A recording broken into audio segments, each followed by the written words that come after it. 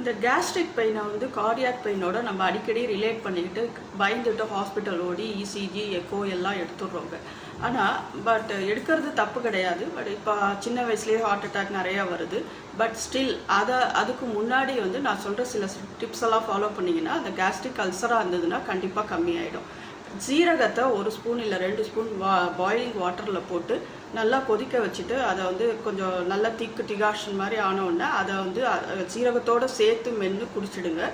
இதை வந்து over period of time பண்ணுறப்போ உங்களுக்கு அதில் ரிலீஃப் தெரியும். இதே மாதிரி சோம்பு இருக்கு இல்லையா, சோம்பு வந்து வாட்டரில் பாயில் பண்ண வேண்டாம். அதை வந்து 1/2 ஸ்பூன்லேருந்து 1 ஸ்பூன் வரைக்கும் வாயில் போட்டு நல்லா மென்று நம்ம சலைவரி என்சைம்ஸோட மிக்ஸ் ஆகி அதுக்கப்புறம் அதை விழுங்கிட்டு ஒரு 10 நிமிஷம் நல்லா வீட்டுக்குள்ளேயே கொஞ்சம் வாக்கிங் மாதிரி போனோம்னாலே அது நம்ம கேஸ்ட்ரிக் பெயினை ரிலீவ் பண்ணிவிடும்.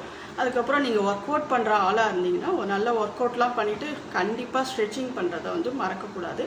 இந்த டிப்ஸை ஃபாலோ பண்ணிங்கன்னா அது வந்து 1 வீக்கில் வந்து கேஸ்ட்ரிக் பெயினாக இருந்தால் சப்சைட் ஆகிடும். அதுக்கும் அப்புறமும் அந்த பெயின் உங்களுக்கு வந்துக்கிட்டே இருந்ததுன்னா நீங்கள் ஒரு கார்டியாலஜிஸ்ட்டை பார்த்து டெஸ்ட் பண்ணிக்கலாம். இந்த மாதிரி சில நல்ல யூஸ்ஃபுல் டிப்ஸை தெரிஞ்சுக்கிறதுனா டாக்டர் பசில்ஸ் ஹோமியோ ஹாஸ்பிட்டல் ஹெல்த் டிப் சேனலை ஃபாலோ பண்ணுங்கள்.